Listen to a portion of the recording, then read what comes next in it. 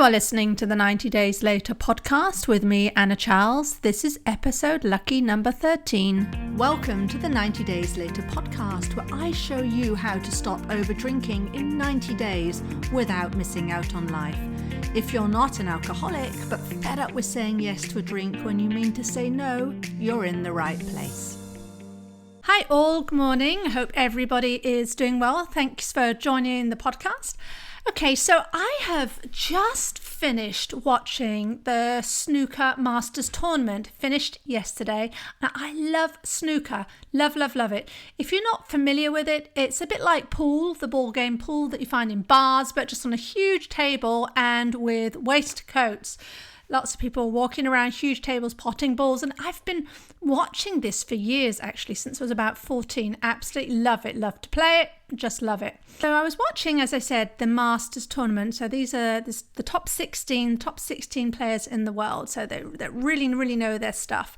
And yet sometimes they can't hit a ball easily. And this is when they are put in what's called a snooker. So a little bit of technical snooker rules here. So you're hitting the white ball, and the white ball then has to hit a specific ball. So let's say you're going to hit a red ball, but in the middle of the white and the red, there's the yellow ball. So you have to hit the red ball without hitting the yellow ball. And if you hit the yellow, you're committing a foul. And if you do this, your opponent gets 4 points, right? So every time the player misses the ball and hits either another ball or just misses it entirely, his opponent gets 4 points. So they have this rule, but it's not just a case of, one and done. So you miss the ball and then your opponent gets 4 points. The player who set the snooker, who laid the trap for the other player, can ask the referee to put the balls back. And then that second player, then they have to do it again. They have to try and hit the red ball a second time. And if they miss it, the first player can ask the referee, put it back again and again and again. And so you'll get to a situation where there's a player failing. In fact, I think I saw one match where they had the balls put back 8 times. Now, this is going on at the same time you're thinking, why don't they try for a different ball or a different approach? And sometimes, yes, there is the option of another shot, perhaps an easier shot for them. But on that easier shot, if there's a risk that they would leave the situation where it's easier for their opponent to go in and hit lots of balls and clean up, so they'd essentially lose the whole frame. The players don't take that. They don't take the easier shot because they know the risk on the other side is higher. So the players are willing, the top players are willing to do the right shot, play the hard shot, risk failing at that and racking up all these penalty points rather than doing the easy shot. And they do this because the easy shot means they're more likely to fail big time by giving the frame away, right? The whole frame, the whole game, if you like. And the way they do this is they play the shot, they miss, they learn, the balls are put back, they adjust their angle or the speed or whatever. And if they miss, they do it again and again and again. And you do see this, the top players, they do adjust. They don't just go down and hit the same shot time and again. You see them do it. You see them calculate and learn. They're learning from failure. And think about it. They're doing this on the international stage with cameras in front of them. And that's, of course, why they're top draw players, because they've gone through all the things that don't work and they know how to evaluate, adapt and try again. So watching this snooker tournament really inspired this podcast. So that's my really long intro. And if you haven't seen snooker, do catch it. It is phenomenal. Okay, so what I want to talk about today is 100 fails. And my leading opening question is, if you could have 100 fails at something, do you think your success will be inevitable? Right? So I was thinking about this when I was learning to drive. I hated hill starts, and I must qualify. This is with a manual car, and you've got the clutch and the gears and so on, stick shift. So I hated hill starts. Right? I used to always be terrified I'd roll back or I'd stall and not get started. But the question given to me was, if I did 100 hill starts, is it inevitable I'll be able to do a hill start successfully in the end? Right? So if I do it often enough, will I eventually be able to do it? And the answer to this is yes, because that happened to me. I actually had to sit and do all these hill starts, and it happened actually way before the 100th one came along. So I talk about hill starts and I talk about snooker because I think it helps in a very practical way to see this, how failure works. And I actually employ this concept of 100 fails deep in my work. It's how I personally got results when I was being coached over drinking, how I changed my drinking. I've lived the life, right? I've lived the fails. I've lived the transition. It was painful, but it got me to the other side. Now, let me ask you a question.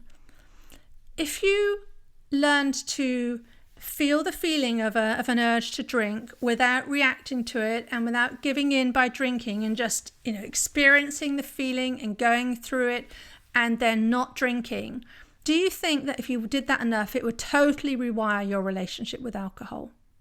Now, of course, I'm going to say yes. In fact, it's absolutely yes, block caps. But I really want you to sit and think about this for you for a time. How could this be true for you? Because what I have found is that when you do something 100 times, by that 100th time, you'll know how to do it. You'll know what works. You'll know what doesn't work. You'll know all of it. So the follow-up question is, why don't we do this? If we accepted, and there's an if there, but if we accepted that by failing 100 times at something, that we get the result we wanted, would we do it?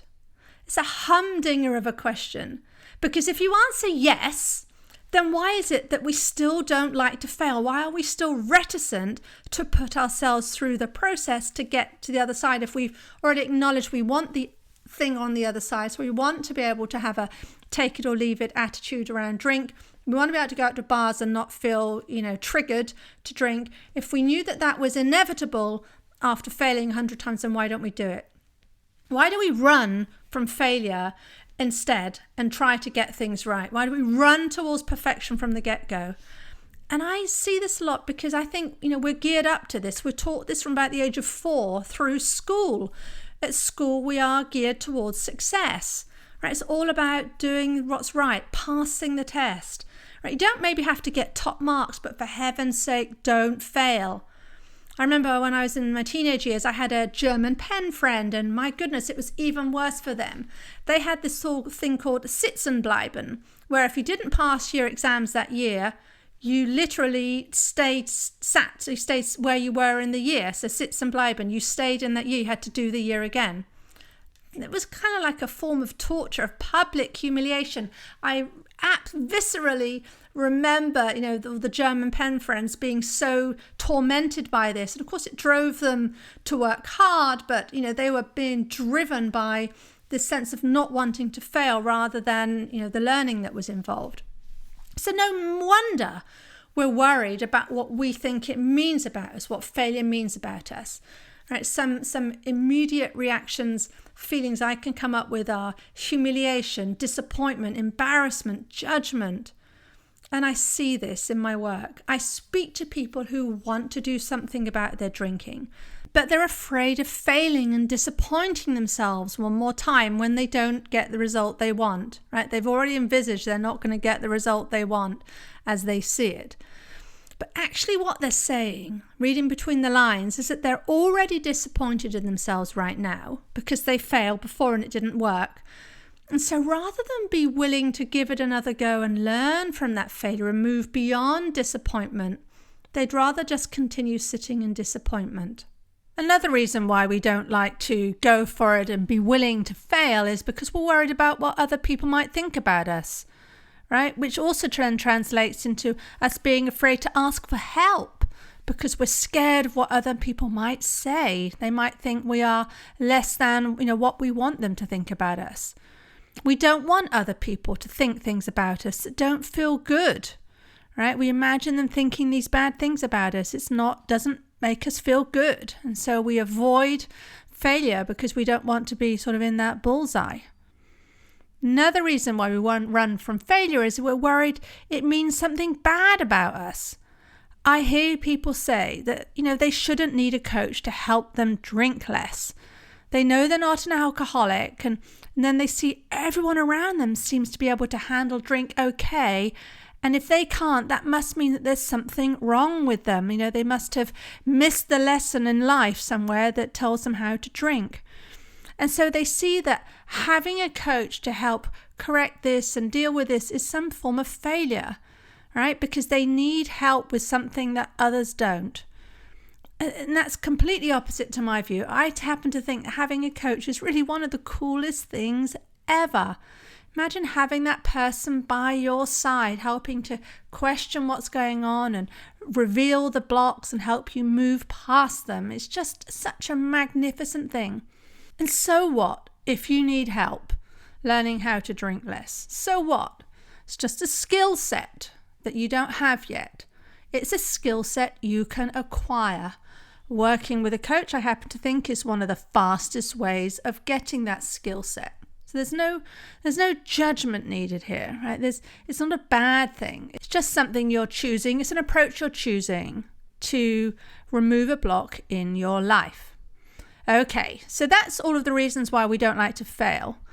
Now let's look at how do we protect ourselves from this failure that we so fear. So the first numero uno, as they say, is perfectionism. And this is when we say, okay, I'm going to give this a go, but we're only going to do that when we're certain we won't fail. Now this sounds incredibly noble, very sensible, sounds like the short circuits to success. But of course, it means that we'll never be ready.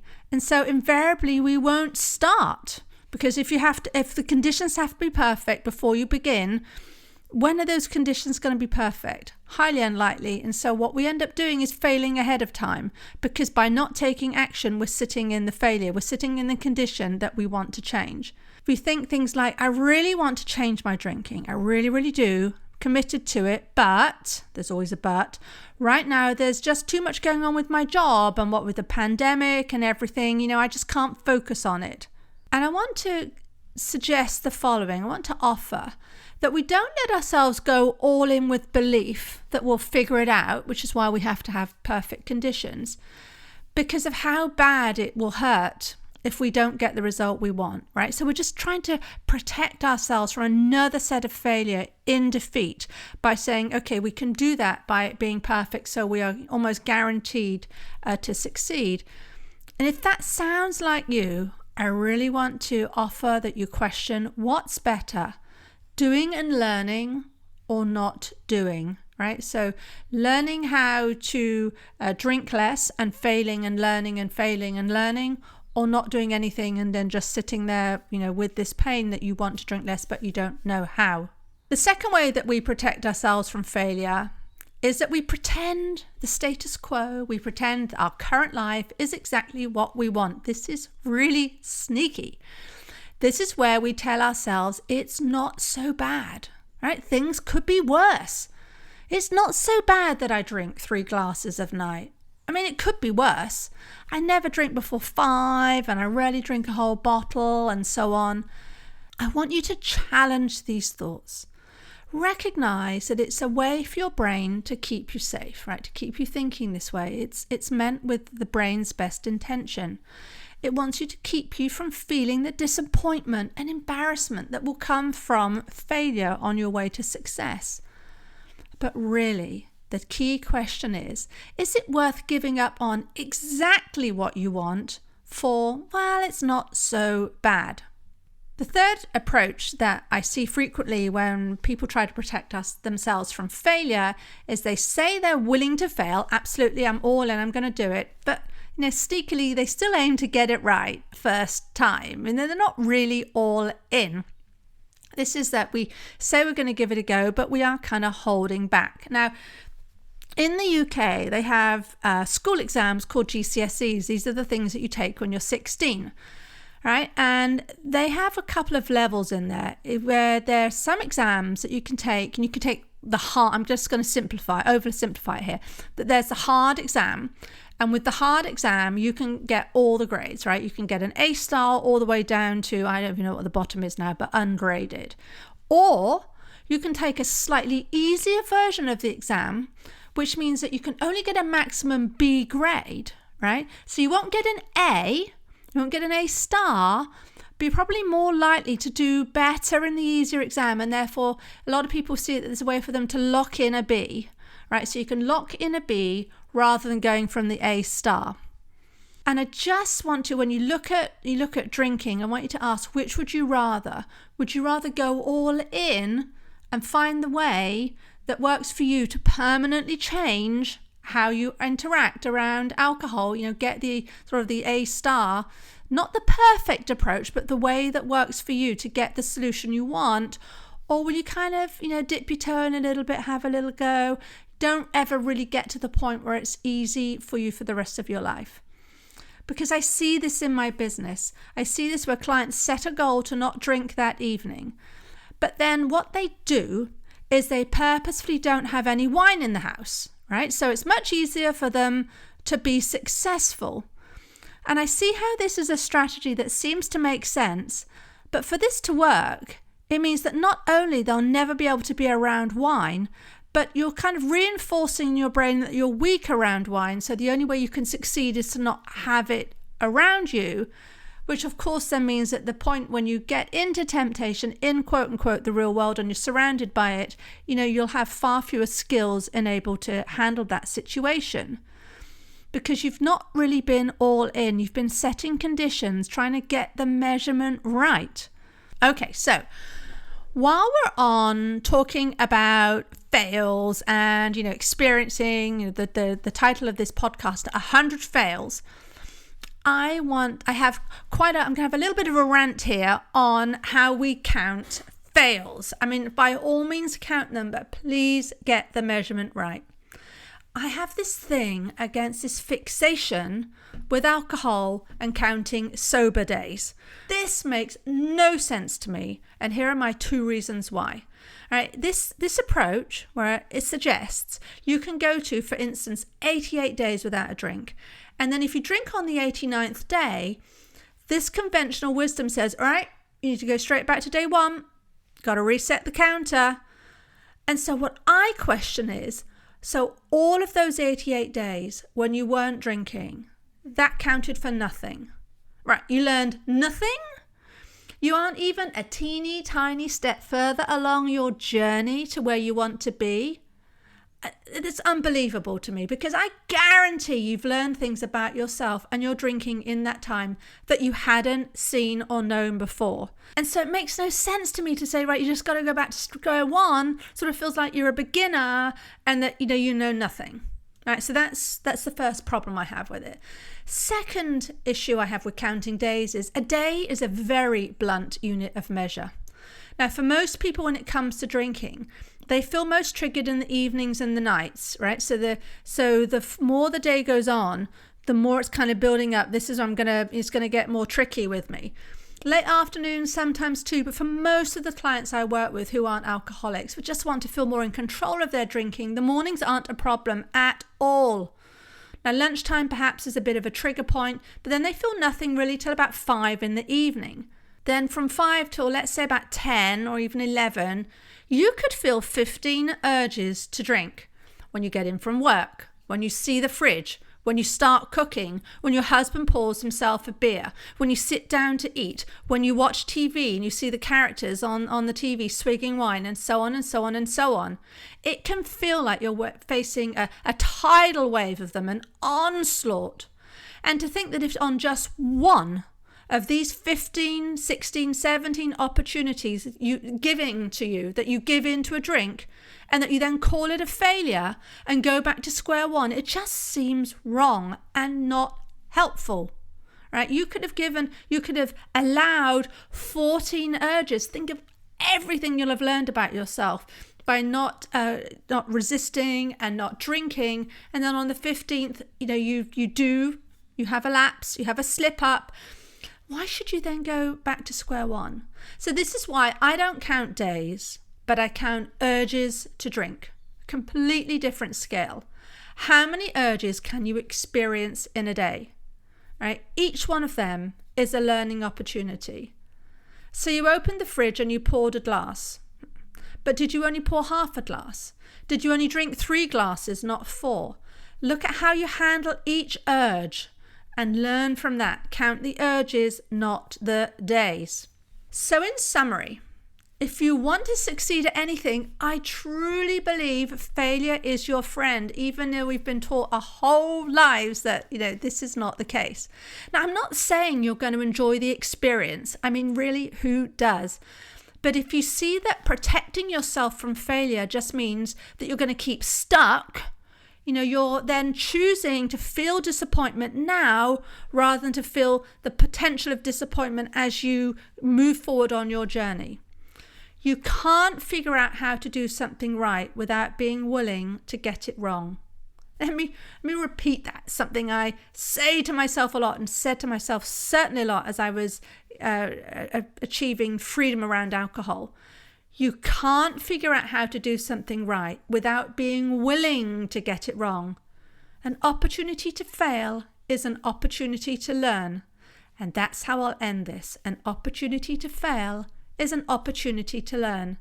Thank you so much for listening. I sincerely hope this has given you some food for thought. So go out there and be fearless, be willing to fail, be willing to learn from the experience. Okie dokie, so I'm going to end it there. Please do rate and review and share with someone you love or someone who you think would benefit from my teachings. And if you have any questions, you can reach me at anna@90dayslater.co, and I'll see you next week. If you want to achieve total freedom around alcohol fast, having a coach is the way to make it happen. So I'm inviting you to a discovery call to see if we'd be a good fit. This is a completely free of charge, no strings attached call. You can sign up in the show notes or by emailing anna@90dayslater.co. And if you enjoyed the show, I'd really appreciate if you'd leave a rating and review to help others find the 90 Days Later podcast.